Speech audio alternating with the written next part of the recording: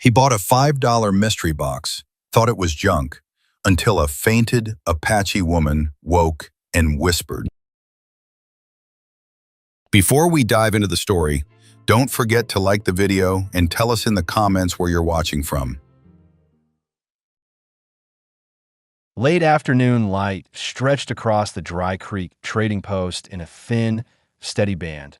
The kind of light that showed every detail without softening anything.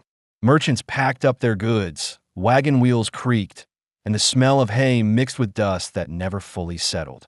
Adam Lowe walked through the center of the market with slow, controlled steps, his shoulders stiff from the long day. He carried a bundle of spare parts tied in cloth, hinges, bolts, and a file, tools he needed for a wagon repair job he had agreed to finish before sunset. Adam had been living and working along the outskirts of Dry Creek for nearly a year. He kept mostly to himself, earning a quiet reputation as the man who could fix nearly anything made of wood or iron. He didn't talk about his past unless someone insisted, and even then he offered little. People in town knew only that he had once worked cattle, that he had lost his younger brother during a failed drive in Texas, and that he had walked away from everything else after. He avoided trouble, avoided crowds, and avoided any situation where his name might be repeated too often. His mission these days was simple: stay employed, stay unnoticed, and stay out of conflict. It wasn't much of a life, but it was steady, and Adam valued steady more than anything. He planned to head straight back to his horse, collect the payment waiting for him at the blacksmith's tent, and return to his small camp before dark. But as he passed the edge of the market, he noticed a forgotten stall wedged between an empty feed cart and a stack of broken barrels. A rough sign hung crooked above a wooden crate, the letters uneven and fading. Mystery box, $5. Adam didn't expect anything worthwhile. Junk stalls like this appeared every few weeks when someone wanted to clear out trash without calling it trash. Still, he stopped. He needed a storage box for tools, and $5 was a fair price just for the wood alone. He studied the crate and felt a small tug of unease. The rope around the lid looked newer than the box itself, pulled too tight in a way that suggested someone wanted it shut firmly, not casually. The seller, a short man with a hat pulled low, didn't bother to greet him. Adam placed the money on the table, lifted the crate carefully, and left without asking for details. He didn't expect any answers anyway. The walk back to his camp took a little longer than usual because of the crate's weight. It pressed unevenly against his chest, shifting slightly every few steps. Adam's instincts, fine-tuned from years around animals and machinery, registered something unusual, but he didn't let his imagination wander. He had handled too many strange loads in his life to jump to conclusions. Whatever was inside, he would sort it out once he got home. His camp sat behind a small barn near the ridge, a spot sheltered from the wind and close enough to the water trough to be convenient. The cabin nearby was his: one room, a stove, a rough bed, and shelves he'd built himself. Nothing fancy, but enough to live in without complaint. He set the crate down on the flat patch of dirt behind the barn. The sun had dropped behind the distant hills, leaving the sky a pale orange that faded quickly toward night. Adam crouched, loosening the rope with practiced hands. The knob had been pulled so tight that it cut into his skin slightly when he tugged. That made his pulse quicken. People didn't tie crates like this unless they wanted them impossible to open by accident. He pushed the lid aside. What he saw inside hit him harder than he expected. He didn't move at first, his breath catching in his chest as every muscle locked in place. A young Apache woman lay curled in the cramped space, her limbs drawn close to her body in a way that suggested she had been trying to protect herself even while unconscious. Her skin was bronze but pale under the dust, her lips cracked, her breathing shallow, and her deerskin dress torn in several places. Beads still clung to parts of the fabric, though many had been ripped away. A bruise darkened her cheekbone. Her hair, long and braided, stuck to her sweaty temple. Someone had forced her into this box, tied it shut, and sold it for $5. Adam's throat tightened. He swallowed hard, his jaw setting with the kind of tension he hadn't felt in years. His past had taught him how quickly people looked away when cruelty was convenient. He refused to be that kind of man. He slid his hands beneath her body, lifting her slowly. She weighed less than he expected, frighteningly light, and her head fell against his shoulder as though she had no strength left. The memory of his brother, the moment he realized he couldn't save him, flashed in the back of his mind, sharp and unwelcome. Adam steadied his breath and forced the feeling down. This time he could help. This time someone still breathed.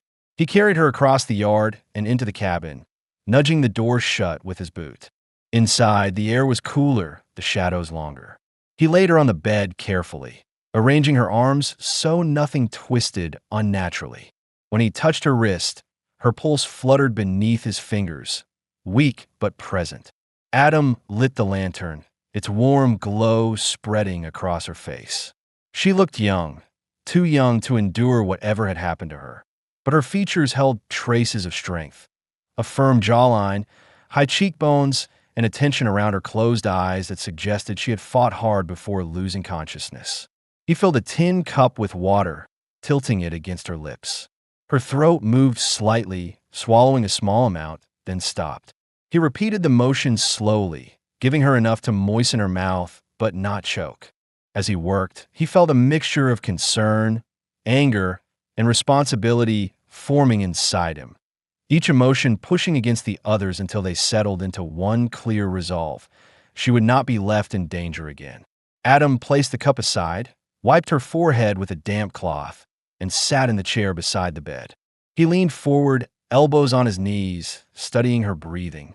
His heartbeat slowed as he focused on each inhale and exhale, watching for any sign of improvement. Outside, the wind hit the cabin walls with a steady thump. The lantern flickered. Adam stayed completely still, his thoughts circling steadily around what to do next. He didn't know her name, he didn't know who had taken her, and he didn't know if someone planned to come looking.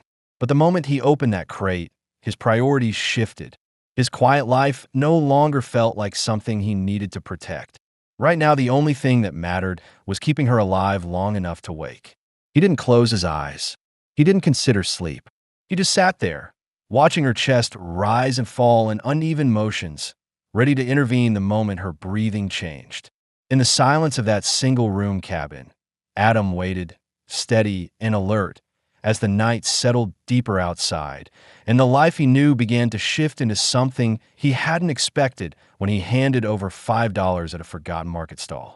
The cabin stayed quiet through the night, except for the faint rasp of the Apache woman's breathing and the occasional shift of the lantern flame as cold air pressed through the gaps in the wall. Adam hadn't slept. He sat with his arms crossed on his knees, eyes fixed on the rise and fall of her chest, waiting for any sign she was slipping or improving. Every minute that passed deepened the questions hanging around him. Who had put her in that crate? How long had she been in it? Why had she whispered his name the moment she stirred?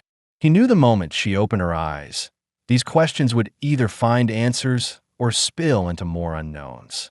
Just before dawn, her breathing changed, not weaker, but tighter, as though her lungs braced against a memory she couldn't escape even in unconsciousness.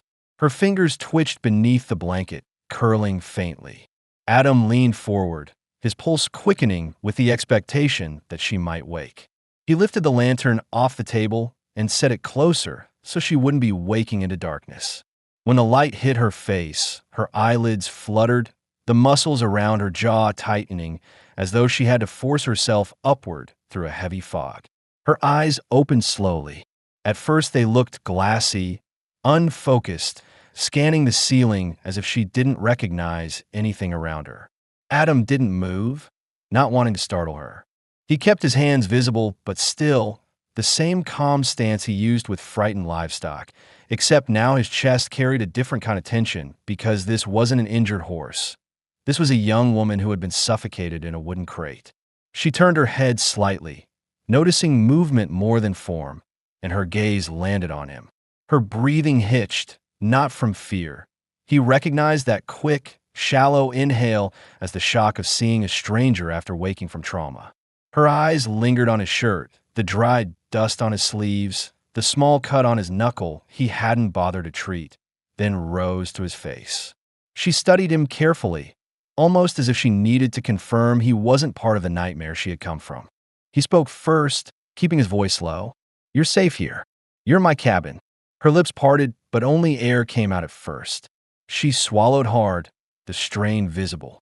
He lifted the cup again and tipped it toward her mouth. She sipped slowly, forcing her throat to work. After a few small swallows, she stopped, her eyes still on him. Then her voice emerged in a weak, broken whisper. "Adam."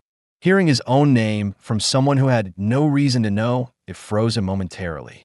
His heart thudded once sharply, and he forced his face to stay steady, even as confusion shot through him. He had never seen her before. He was sure of it.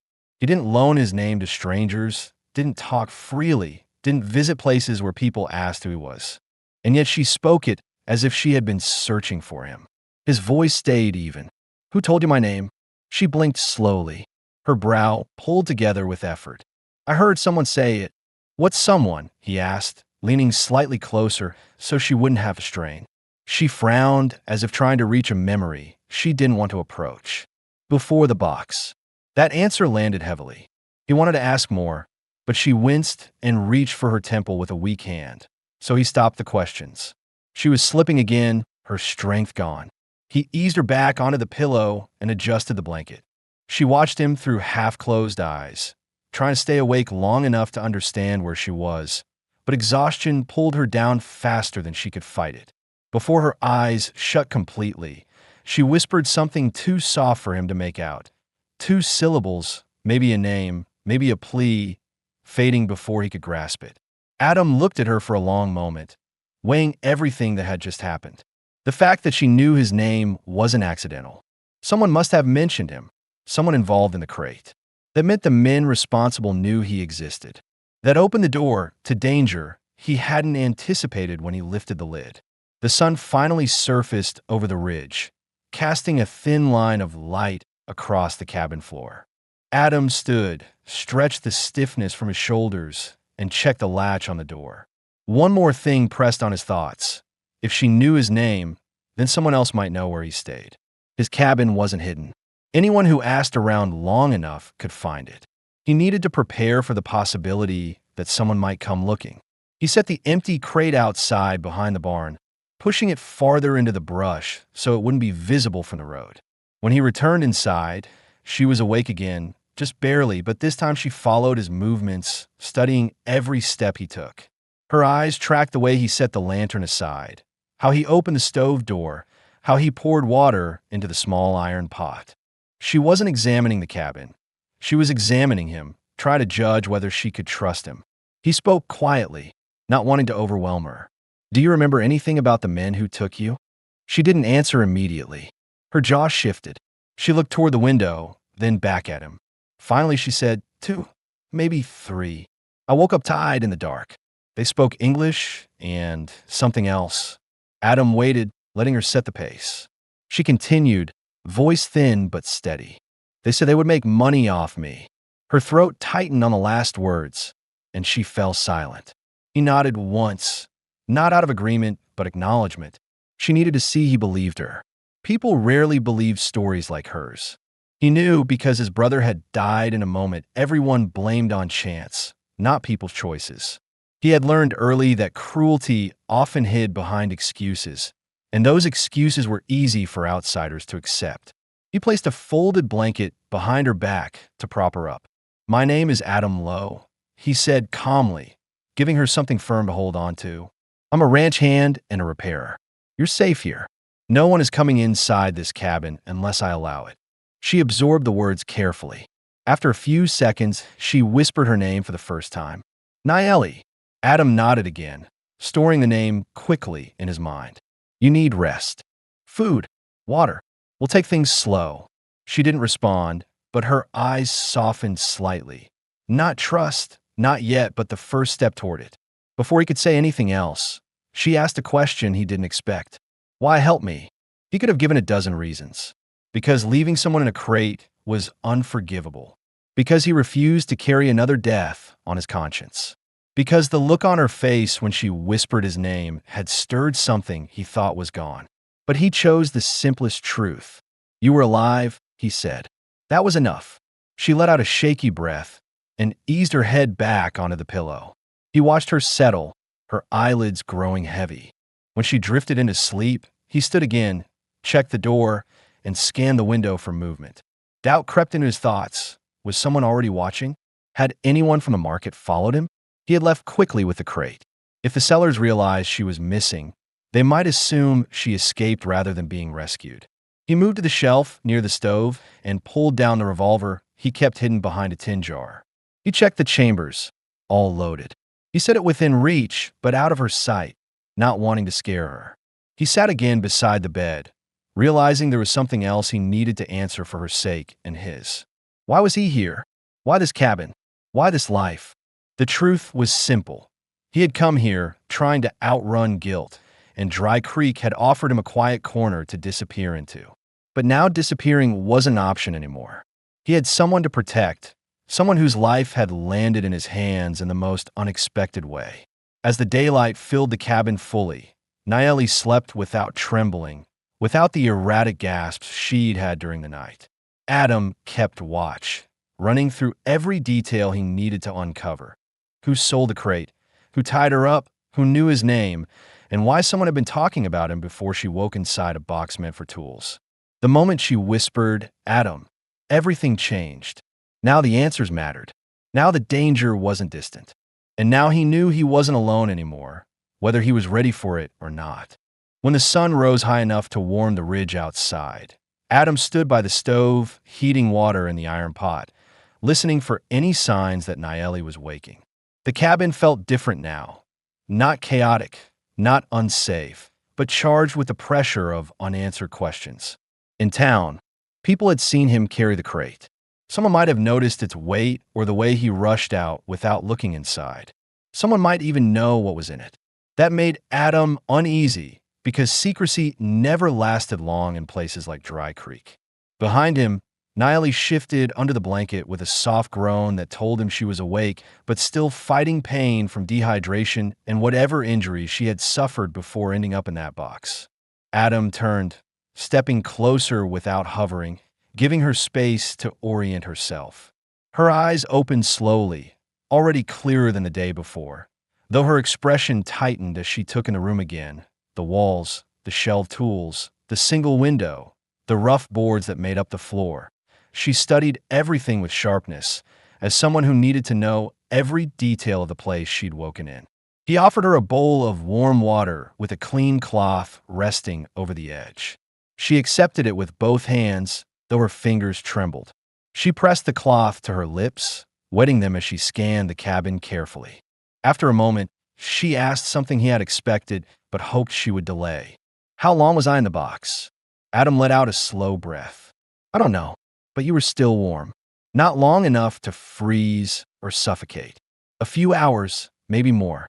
She blinked, absorbing the information, the shock not sudden but controlled. "I don't remember being put inside." That detail lodged in Adam's mind. He crouched beside the bed, easing his tone. "What's the last thing you do remember?" Nayeli looked down at her hands. "A camp.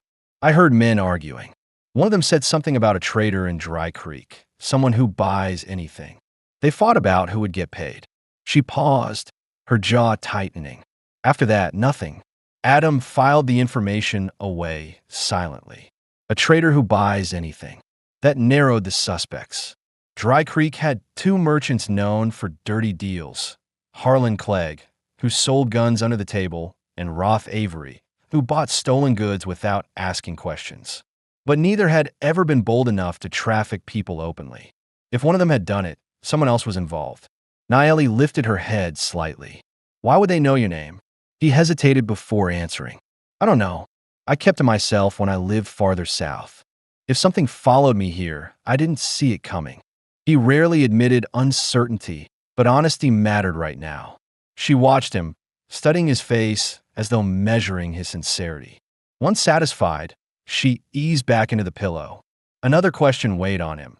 Something small but important, something a listener would wonder. Had she been searched for? Had she left behind family who might come? He asked quietly, careful not to reopen wounds too sharply. "Is anyone looking for you? Someone I should send word to?" Nayeli's eyes hardened at the question, Not from anger, but from a memory it pulled forward. My family, they think I was taken by raiders.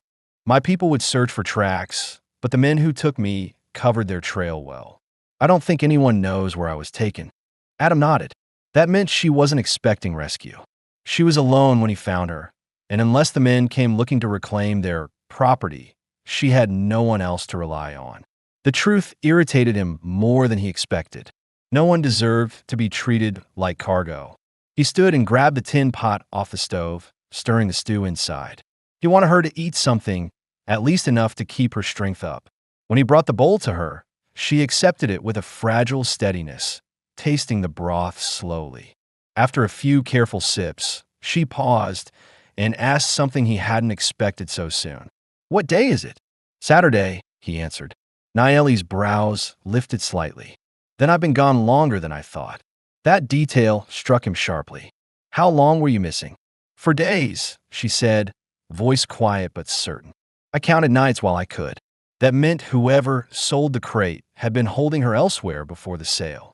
It also meant the crate wasn't an impulse. They planned it, prepared it, and delivered her to the market as if she were part of their inventory. Adam's stomach tightened. He had purchased the box unknowingly, but he still felt the weight of that choice. "I didn't know," he said in a low voice. "If I had seen what was inside, I would have stopped them." Her eyes softened.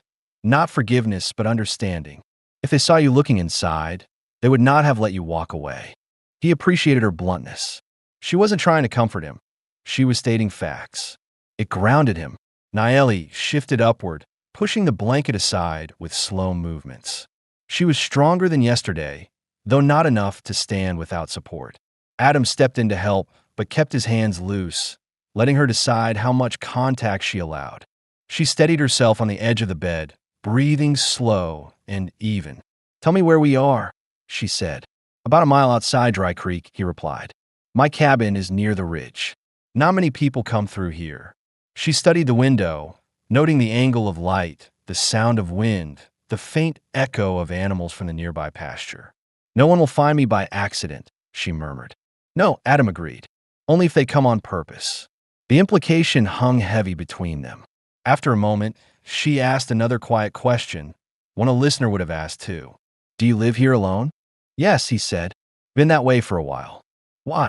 He considered lying, but pushed the instinct aside. "I needed to be somewhere quiet. After my brother died, everything fell apart.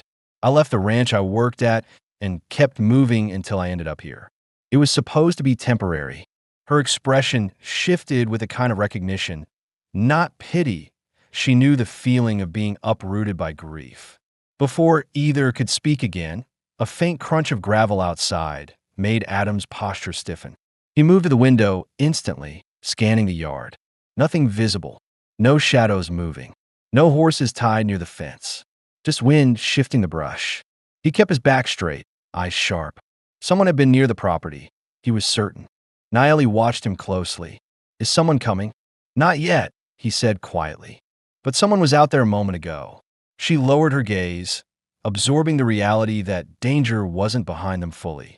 Adam stepped away from the window and lifted the rifle from the wall, checking the chamber with efficient movements. Naeli didn't flinch at the sight.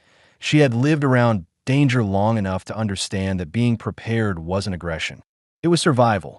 He set the rifle within arm's reach and turned back to her. "You'll stay inside while I check the ridge later. But for now, you rest. You need your strength." She nodded, then added in a near whisper, "Thank you." The words weren't soft. They carried weight, sincerity, and caution all at once. She wasn't thanking him for rescuing her. She was thanking him for not asking anything in return. Adam dipped his head once, accepting it in the same quiet way she offered it.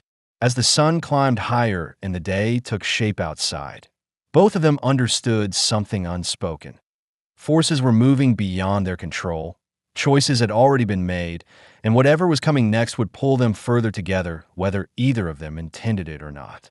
Their lives had intersected by accident, but the consequences were deliberate, and the cabin, once a place for one man to hide from the world, now held two people trying to stay ahead of it. The wind steadied by mid-morning, pressing lightly against the cabin walls without the sharp rattling that had woken Adam earlier. He moved quietly around the room, checking the tools on the shelf and tightening the latch he had reinforced the night before. Nayeli sat propped against the bed's backboard, her posture straighter than yesterday, but still marked by caution, as if she expected something to shift suddenly and change everything around her again. Adam placed a small tin bowl of cooled stew on the table, giving her a moment before asking, "Think you can stand today?" Nayeli breathed slowly, testing her arms, then nodded once. "I need to try." He knew she wasn't trying to prove anything to him. She simply refused to stay helpless. That alone told him more about her than all her answers so far. He stepped close enough to help, but didn't reach for her yet. She placed one hand on the bed frame, then the other, pushing herself upright with controlled breaths. Her knees trembled, but she remained standing, her jaw set with determination. "You can hold my arm if you need," Adam said in a low tone. Nayeli hesitated briefly, then placed her hand lightly on his sleeve. Her grip was careful, not wanting to rely on him more than necessary. They took a slow step toward the table, letting her muscles adjust. Adam's attention stayed on her movements, ready to catch her if she fell, though she didn't falter. Once she sat at the table, she studied the room again, more thoroughly this time. She took in every object, his boots beside the door, the small stove, the dented tin plates, the workbench he'd built himself. She lingered on the empty second chair by the window, noticing it hadn't been used recently. Then her eyes shifted to the rifle resting beside the cabinet. She spoke quietly. "You live simply." Adam sat opposite her, leaning his forearms on the table. "Simple makes things manageable." Nayeli dipped her spoon into the bowl, tasting the stew in small bites. She swallowed slowly, letting the warmth settle into her system. After a moment, she asked a question he hadn't expected her to voice so early. "Did anyone see you leave the market with the box?" He paused, sorting through his memory. "I didn't notice anyone watching, but someone might have.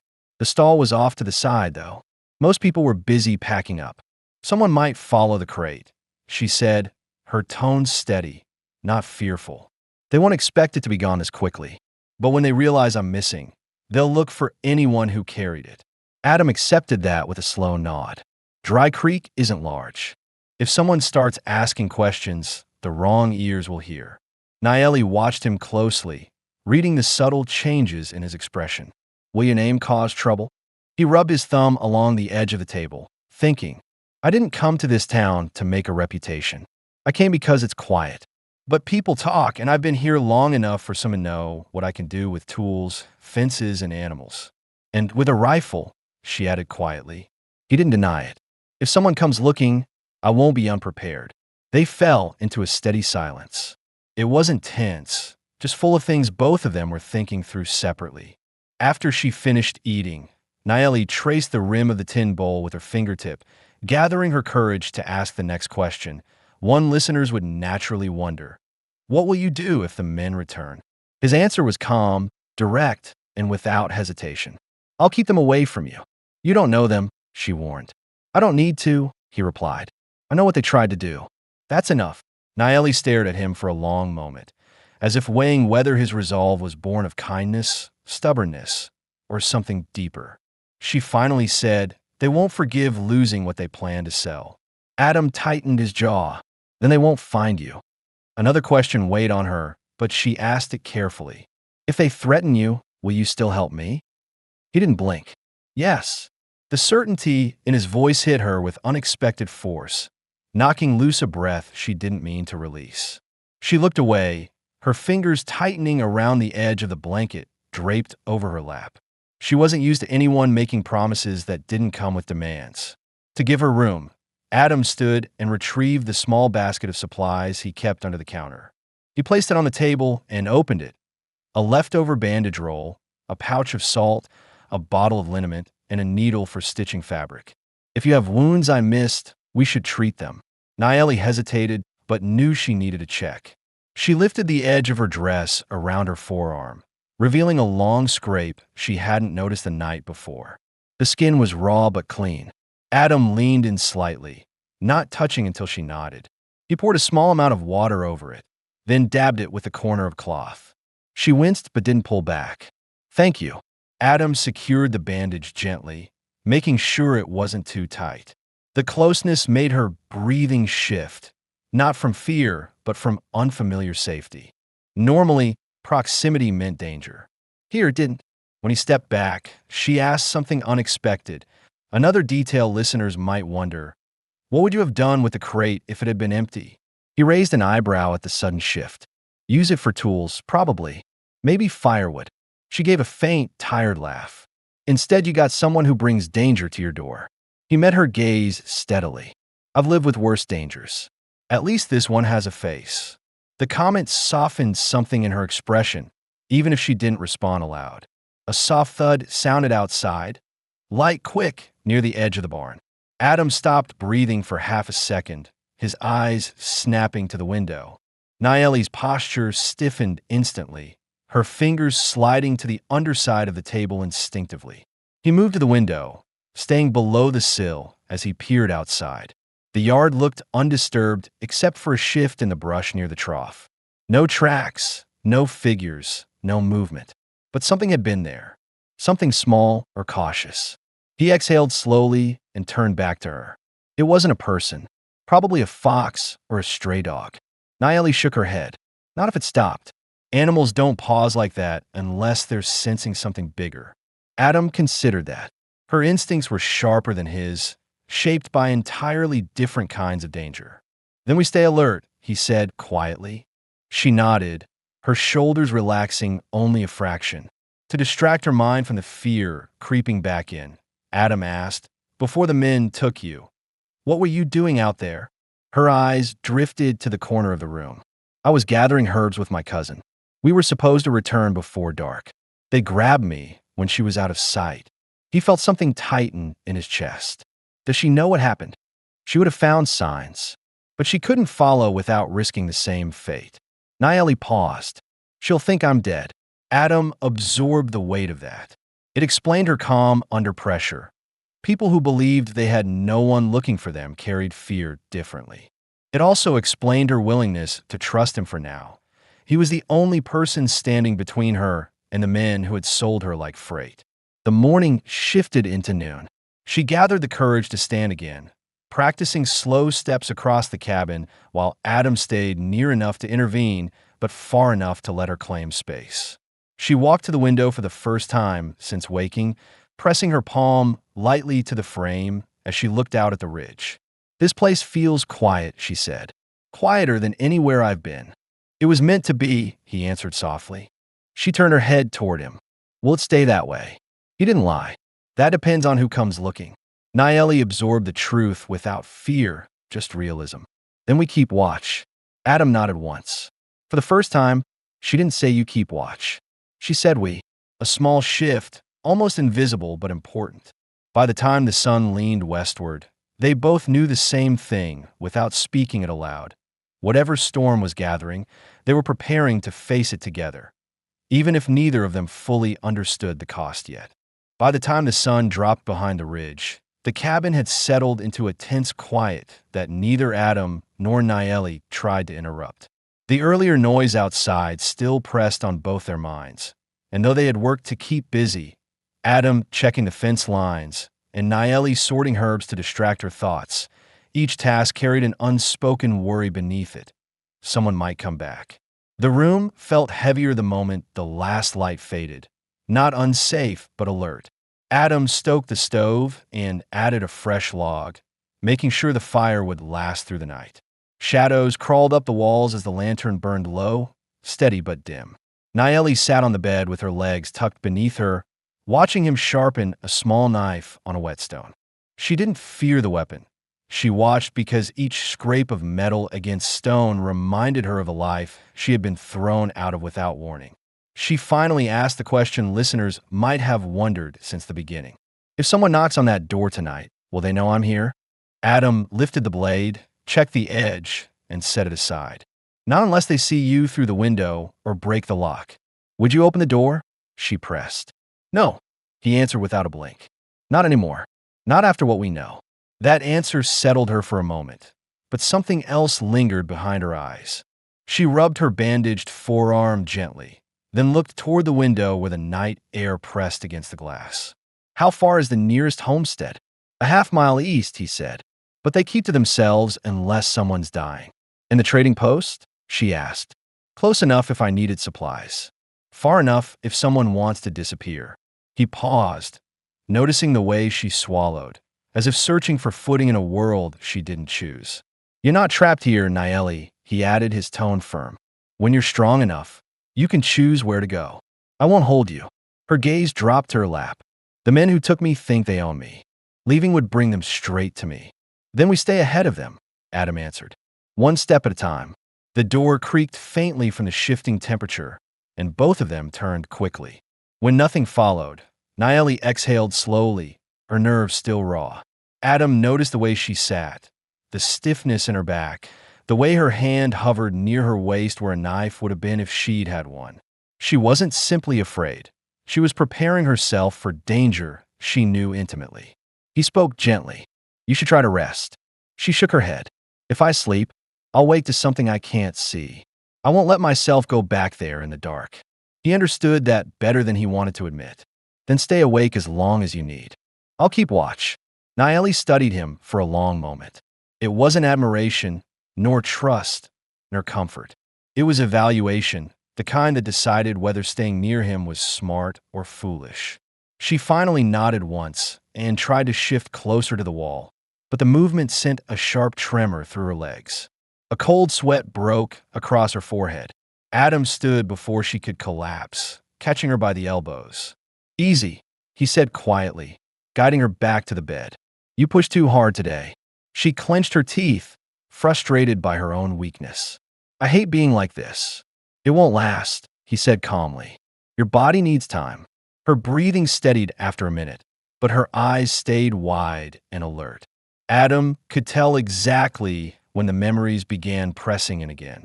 Her hands tightened around the blanket, her shoulders rose, and her chest pulled tight as if the walls were suddenly closer than they really were. He pulled the chair beside the bed and sat, not right next to her, but close enough that she could see him without feeling cornered. He angled the chair slightly, facing the door instead of her, giving her both awareness and space. She whispered, barely audible, "They used to keep us awake at night, so we wouldn't fight during the day." Adam didn't move except to shift his jaw slightly, processing the new information. "How many?" "3," she said quietly. "One watched. 2 held me down. I don't remember their faces, only their voices."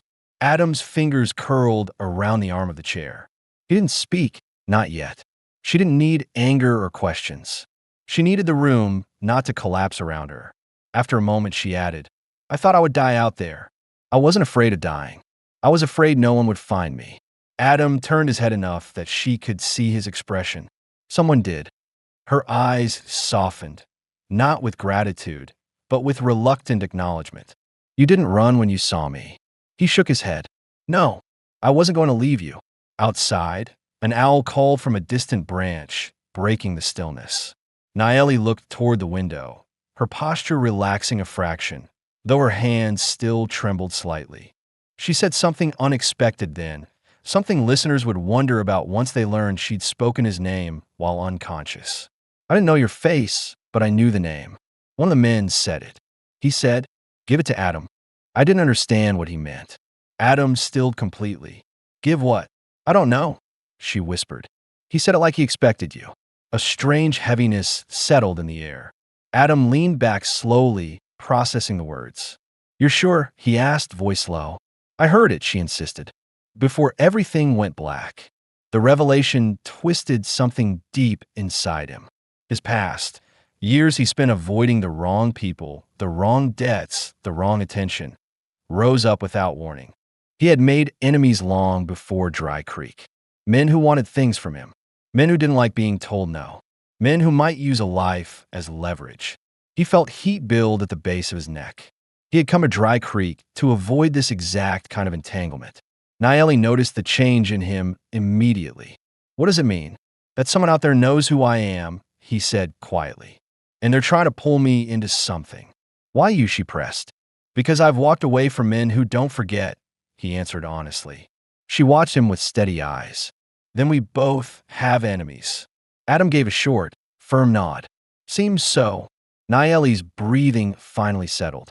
Exhaustion crept into her eyes, but she stayed awake, watching the lantern light dance across the wooden planks.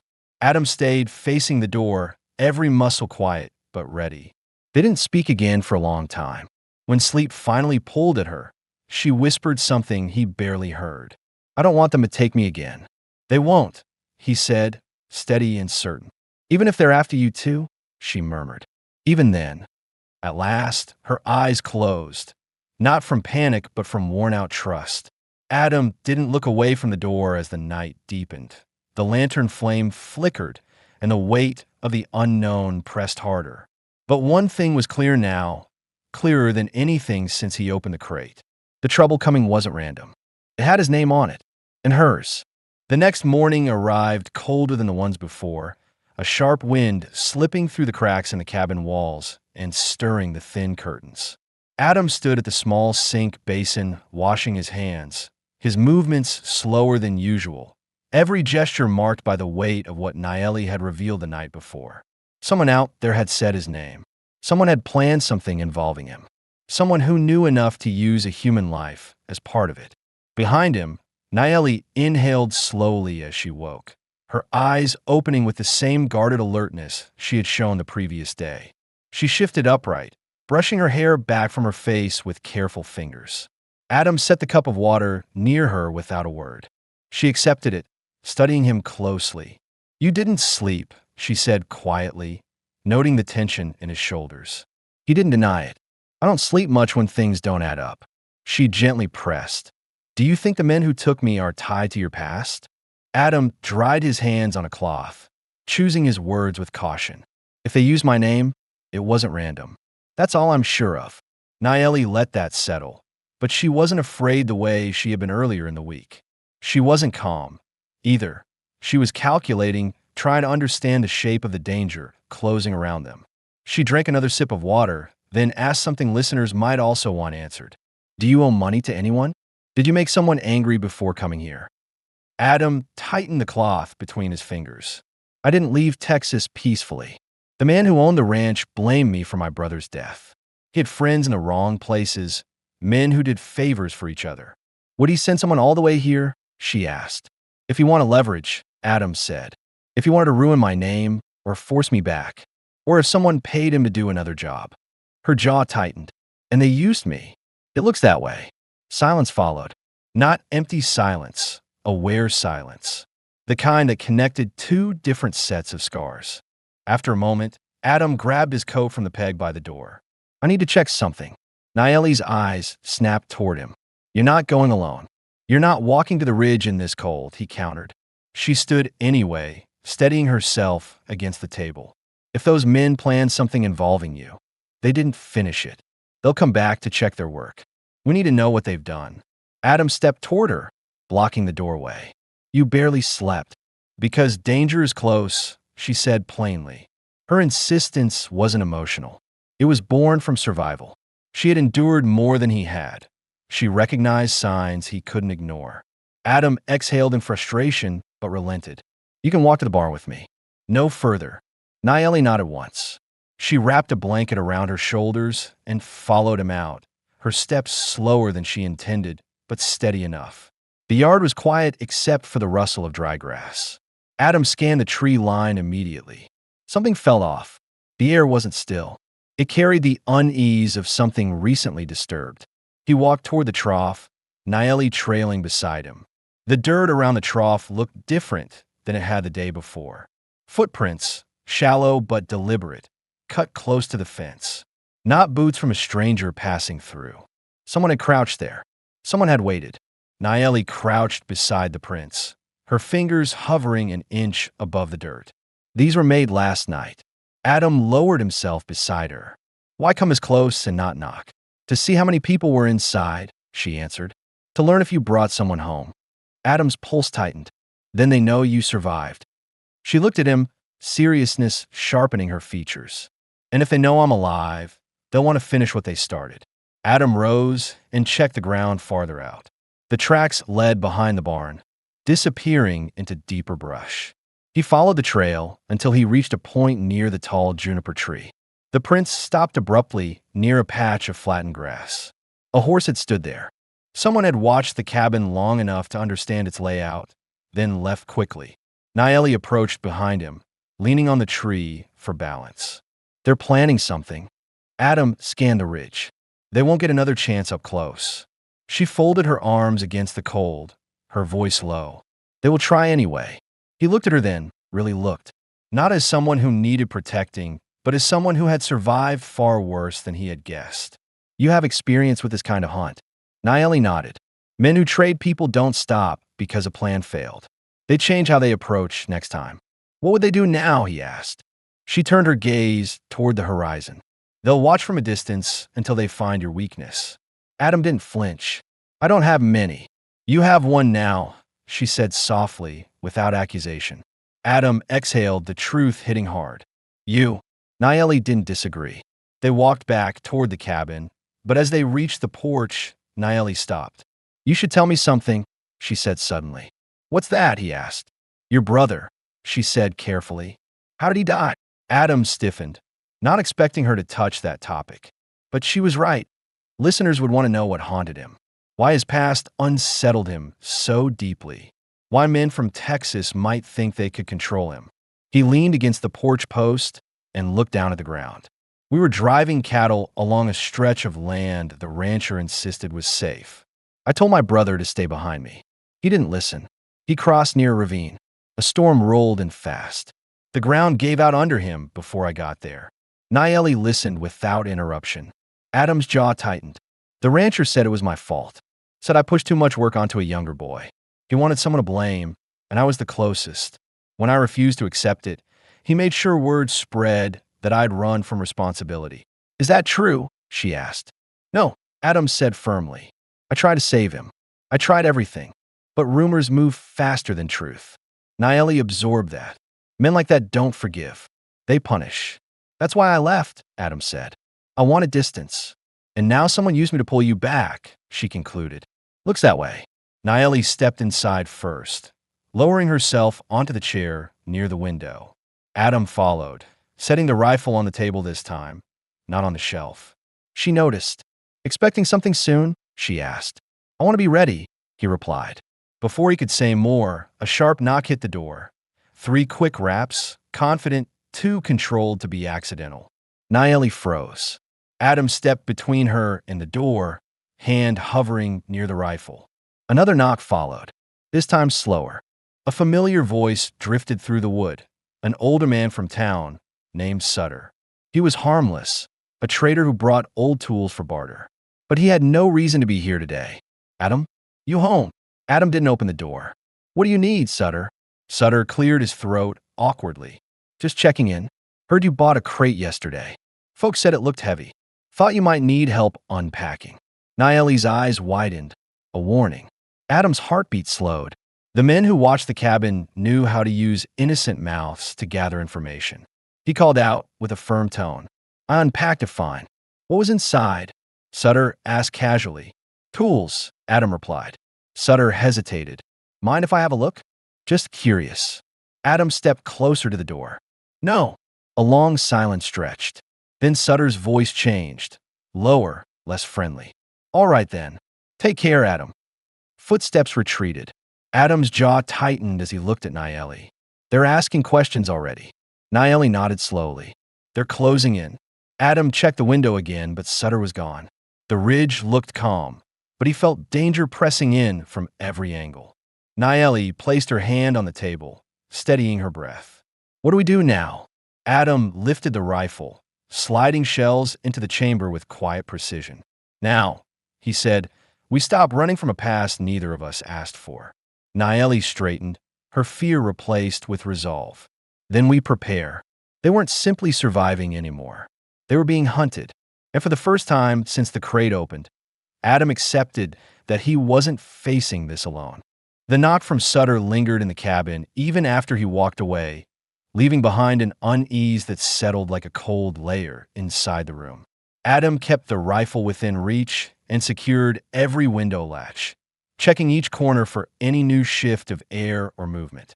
Naeli remained seated near the table, her body still, but her eyes following everything he did with sharp attention. She wasn't panicking. She was preparing, trying to read the pattern of danger approaching from outside. Adam placed the rifle on the counter and spoke in a low voice. Someone sent him. He wouldn't walk out here on his own. Not this early. Not asking those questions. Naeli nodded, her fingers pressing lightly against the edge of the table. They're testing your reaction. They want to know who's inside. They didn't get their answer, Adam replied. But they learned something, she said quietly. You didn't open the door. Adam paused. That meant whoever was watching would assume he was hiding something or someone. The knowledge added a new pressure to the room, one that neither of them could ignore now. Naeli took a slow breath. How many men could your past send?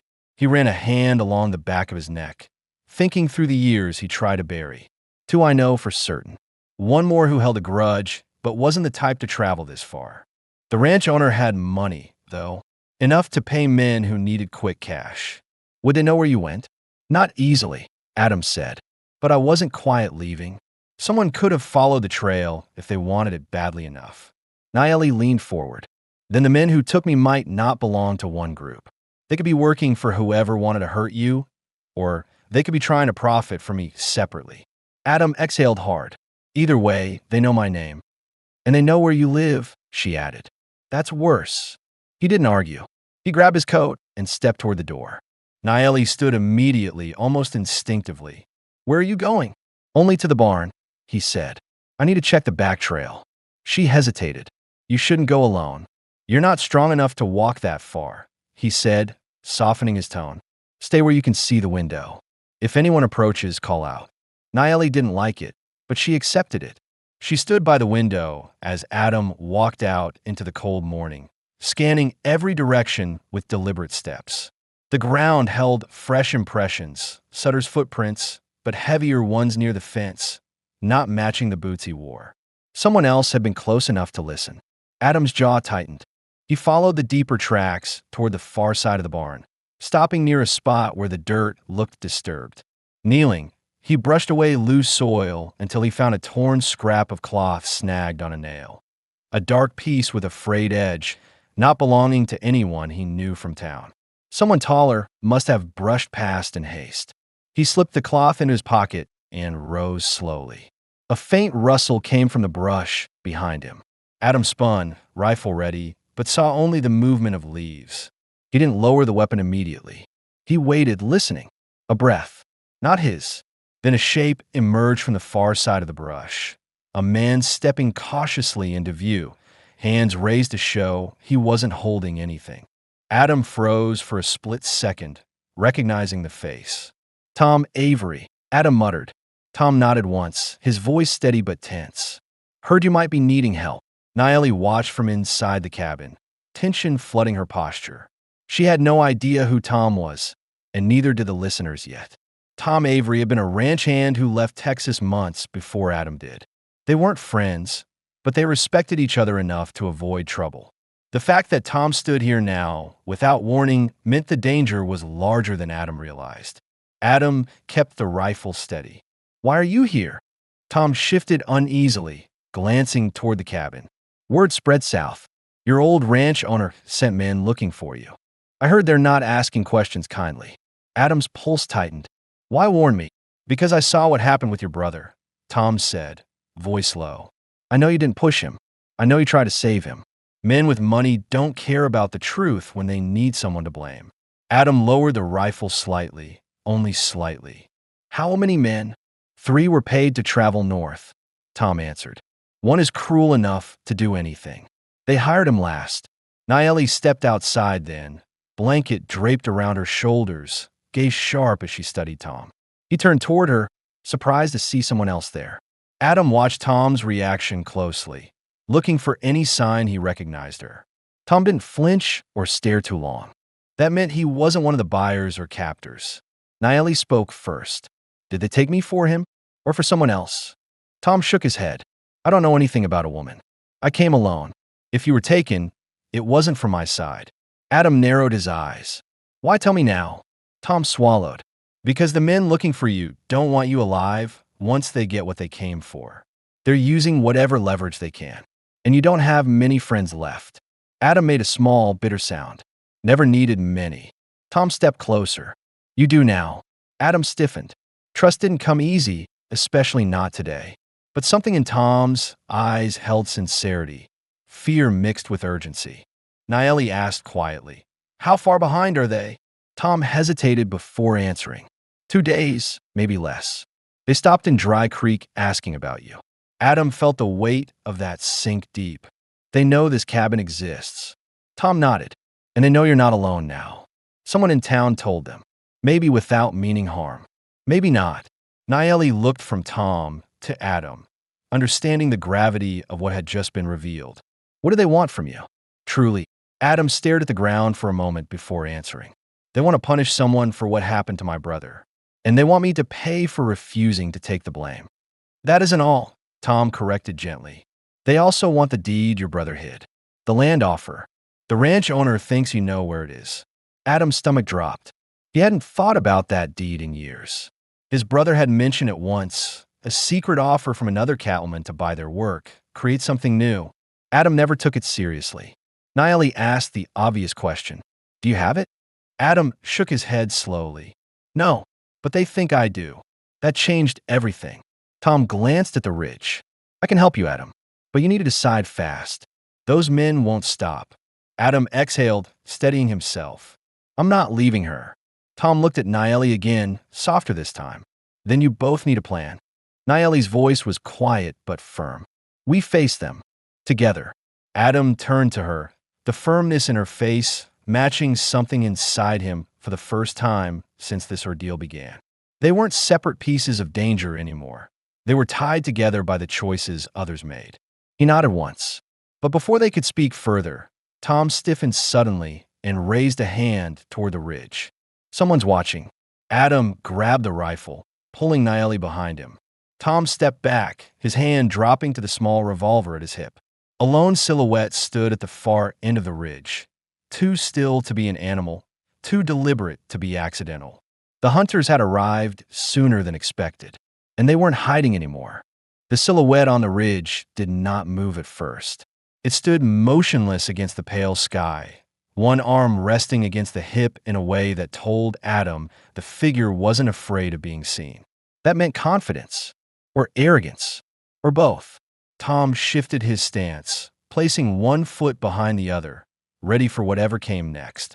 Naeli stayed behind Adam, but her expression remained sharp, calculating the distance, the angles, the timing, every detail she could use to stay alive if things turned suddenly violent. Adam lifted the rifle slightly, not pointing it yet, just enough to make it clear he wasn't unprepared. He didn't speak. He wanted to see if the man on the ridge would initiate. The figure finally raised a hand in a slow, casual gesture, then tapped 2 fingers against his hat, almost mocking. A faint voice carried down the slope, too far to make out words clearly but close enough for tone. Taunting, confident, familiar with intimidation. Adam's jaw tightened. Whoever the man was, he wasn't hiding his intentions. Tom murmured under his breath, "That's not one of mine." Adam answered quietly, "I figured that out already." The man remained on the ridge for another long moment before turning his horse around, disappearing behind the trees with deliberate slowness, as if promising he'd return on his own terms. Naeli stepped beside Adam, watching the ridge long after the rider left. He wanted you to see him. I know, Adam said. They're trying to unsettle us. Tom rubbed his thumb across the grip of his revolver. That was one of the hired men. I recognized the coat. He's the one who doesn't worry about consequences. Naeli narrowed her eyes. The one who hurts people because he enjoys it. Tom nodded. That one. Adam lowered the rifle, but didn't put it away. His mind raced, not with panic but with strategy. He had been hunted before, though never with someone else depending on him. What else can you tell us? He asked Tom. Tom cleared his throat. The ranch owner paid them to find you quickly. If they fail, they lose their reward. They don't like losing money. Naeli glanced toward the cabin. And they know someone else is here now, which means they'll try to take me again. Or use me. Adam steadied his voice. They won't touch you. She held his gaze for a long moment. There was no softness in her eyes, only trust that came from necessity, not comfort. Then we need to understand everything before they return. Listeners would likely want clarity on one point. Why was Adam still considered valuable after all these years? Why hunt him now? He answered this before she could ask. They think the land deed is still on me, Adam said, leaning the rifle against the porch post. My brother received an offer from a land broker, one that would have changed everything for us. I didn't know much about it, only that it was supposed to be hidden until he could decide whether to sign. Nayeli frowned. Did he hide it with you? No, Adam said quietly. He hid it before he died. I never found it.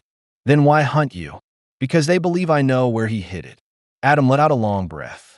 And men with money don't let go of grudges or opportunities. Tom added, they think pressuring you will lead to answers. If they have leverage, someone you care about, they think they can force you.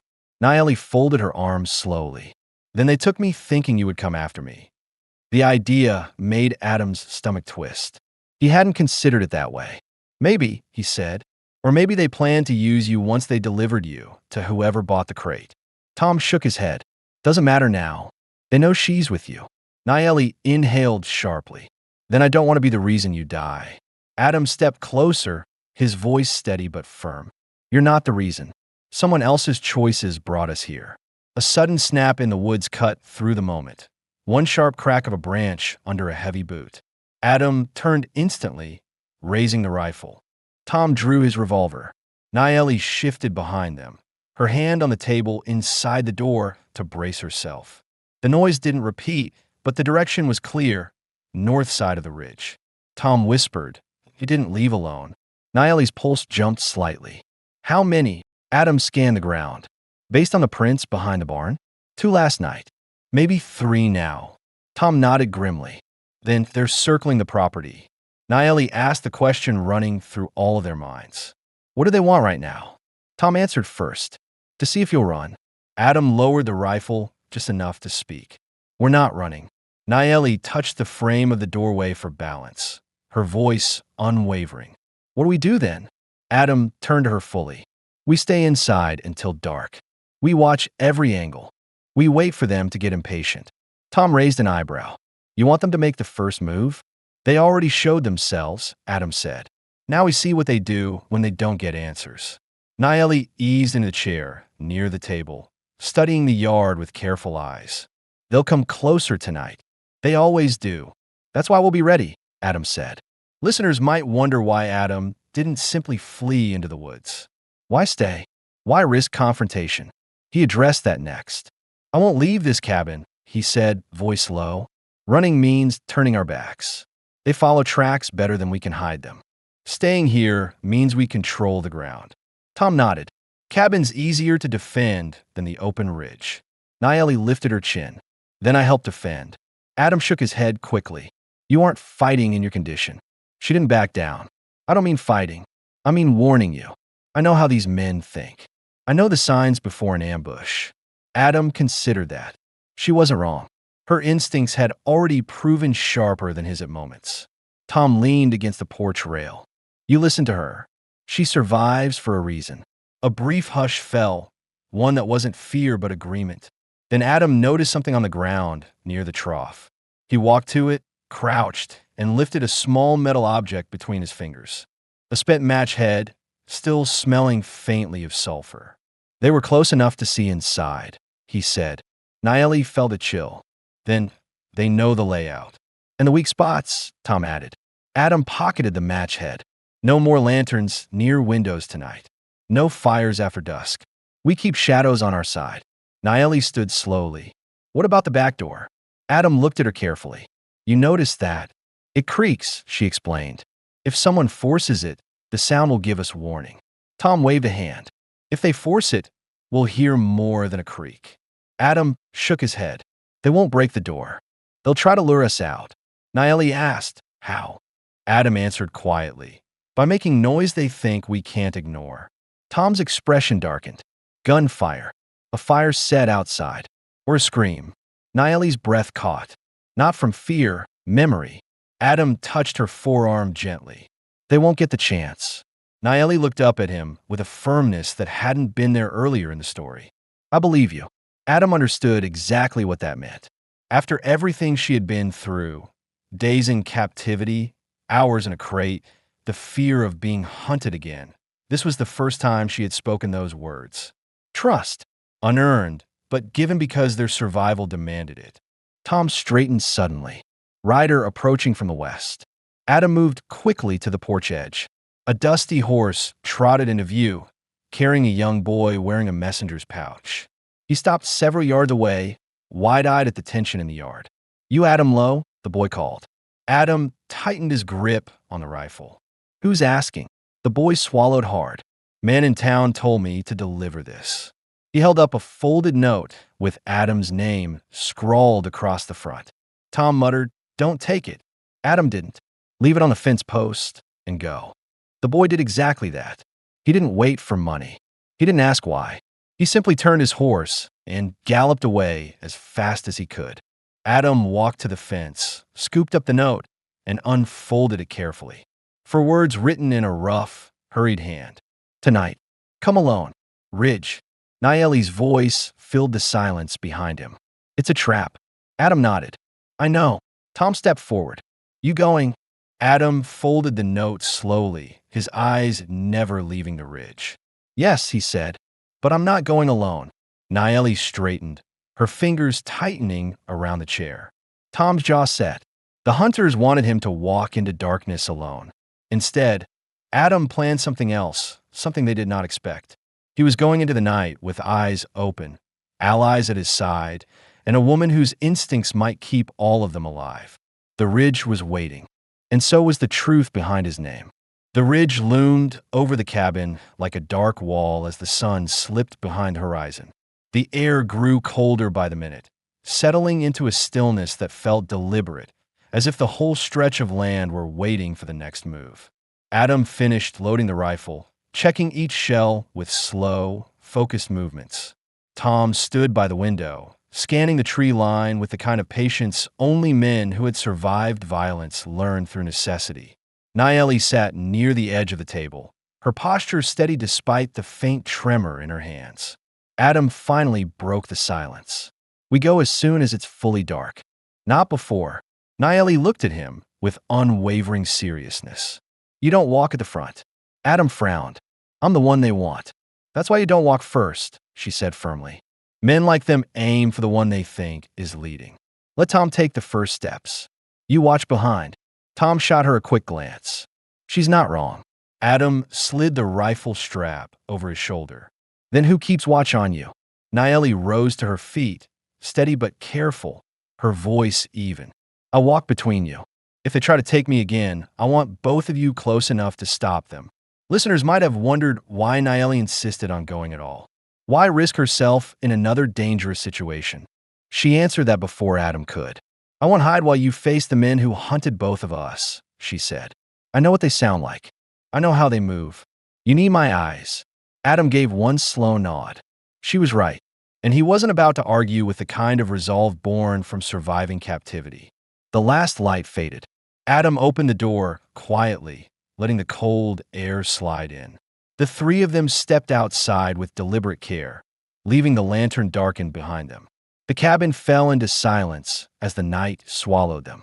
They approached the base of the ridge, staying close to the line of trees where shadows were thicker. Tom led with cautious steps, scanning ahead. Naeli followed with her hands loose at her sides, ready to brace or signal without sound. Adam stayed close behind her, every sense sharp, waiting for the smallest shift in the dark. The climb toward the ridge steepened. Stones rolled under their boots, and dry branches cracked under the pressure of their weight. Each sound felt too loud, too exposed. Halfway up, Naeli stopped suddenly and raised her hand. The men froze behind her. What is it? Adam whispered. She crouched, touching the ground lightly. 3 sets of prints. Fresh and heavier than yours. Tom knelt beside her, studying the ground. They came through not long ago. Naeli pointed toward the slope. They walked to that clearing. They didn't leave the way they came. Adam adjusted his rifle. Then they're waiting. They climbed the last stretch in silence.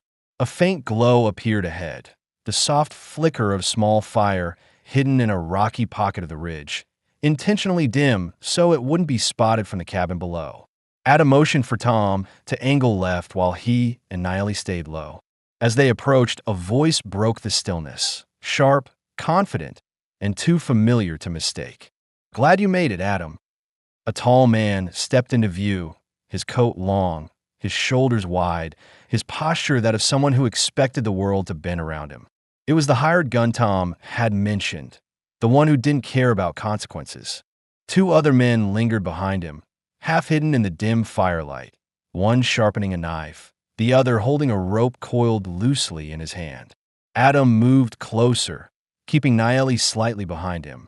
"You wanted me here. Say why." The tall man grinned, revealing teeth stained from chewing tobacco. "We figured you'd come if we whispered the right stories into the right ears. Shame your brother didn't leave you anything useful before he fell off that ridge. But his secrets? Those are worth digging up." Adam's jaw tightened. "If I knew where he hid the deed, I wouldn't be up here." "Oh, we know that," the man replied casually. "But the ranch owner thinks you'll talk if someone squeezes you hard enough." Niley stepped forward. "So you put me in a crate." For the first time, the tall man's expression shifted, amusement mixed with recognition. "You're tougher than you look. Thought you'd be sold off before he opened the box." Adam's grip on the rifle tightened. "You used her to bait me.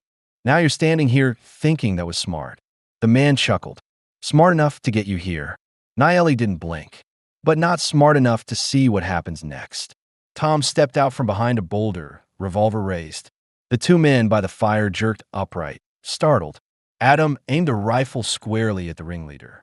The fire crackled, the night wind pushed through the brush, and the ridge seemed to hold its breath. The tall man raised both hands slowly. "Easy now. No need for a mess." Adam's voice stayed low and even. "You hunted us. You threatened her. You don't get to call the rules anymore." The man looked at Nayeli, then Adam, then Tom, calculating the angles. He finally smirked. "You're outnumbered." Tom stepped closer. "Count again." The man opened his mouth to retort, but stopped. For the first time, he noticed the detail he had missed. Nayeli wasn't shaking. She wasn't scared.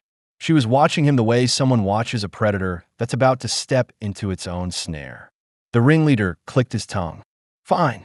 You want the truth? Your old ranch owner is dead. Shot last winter. Some say suicide. Some say something else." Adam felt the words hit with unexpected force. "Dead. Dead," the man confirmed. "But he owed dangerous men money. And those men don't like when debts die with the debtor." Nayeli stepped closer, voice calm. "So you took me to sell and used his name to pull Adam into your mess." The ringleader shrugged. "Simple work. We deliver whatever we catch. They pay. Everybody wins." Adam's expression hardened. "Not tonight." The man reached for his holster, and Tom fired first. The bullet struck the ground inches from the man's boot, sending rocks scattering. The hired gun froze, raising his hand again. Tom stepped forward with sharp finality. "You move again, you don't walk home." The tension held for a long moment, broken only by the crackling fire. The tall man swallowed. "What do you want?" Adam answered with a steadiness that ended the hunt once and for all. "You leave. All of you. You don't return to Dry Creek. You don't look for me again. And if you ever go near her, you're done." The man hesitated, but Tom cocked the revolver again. Soft, precise, unambiguous. The threat became a promise. The two men behind the fire backed away first. The tall ringleader followed, muttering curses under his breath, but not daring to look back. They mounted their horses and disappeared into the darkness, the sound of hooves fading down the far side of the ridge. When the night finally grew quiet, Adam lowered the rifle and exhaled. Nayeli watched the shadows with careful eyes until they were certain the danger had passed. Tom let out a short breath. "That's the last of them. They won't come back." Adam looked at Nayeli then, really looked. She wasn't trembling anymore. Her shoulders were square, her gaze steady, her breath controlled. She stepped toward him. "It's over. It's over," Adam said. "They won't find us again." Tom gave Adam a firm nod. "You two deserve some peace. I'll head for the next town before morning. Safer for all of us." Adam extended his hand. Tom shook it with a quiet respect that said more than words could. Then Tom slipped down the path and vanished into the dark, leaving Adam and Naeli alone at the top of the ridge. They walked back slowly, the tension draining from their bodies with each step. When they reached the cabin, the sky was beginning to lighten, a thin band of color spreading across the horizon. Inside, Naeli sat on the edge of the bed, rubbing her hands together to warm them. Adam removed his coat and knelt beside her so they could see each other clearly. "You're safe now," he said softly. She looked at him with tired but steady eyes. "We're safe." He nodded once.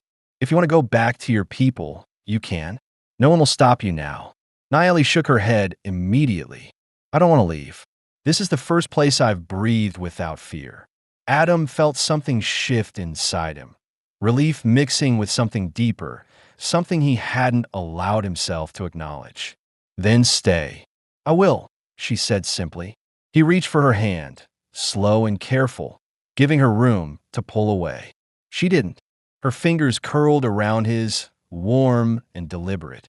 For the first time since she had whispered his name in that lantern-lit room, she smiled fully, small, real, shaped by survival instead of fear. They sat together as dawn spread across the cabin walls, not speaking, not needing to. The danger was gone. Their lives were no longer separate, and the home Adam had built for solitude now held two people choosing it freely. A place no one could take from them again. A place where staying meant everything.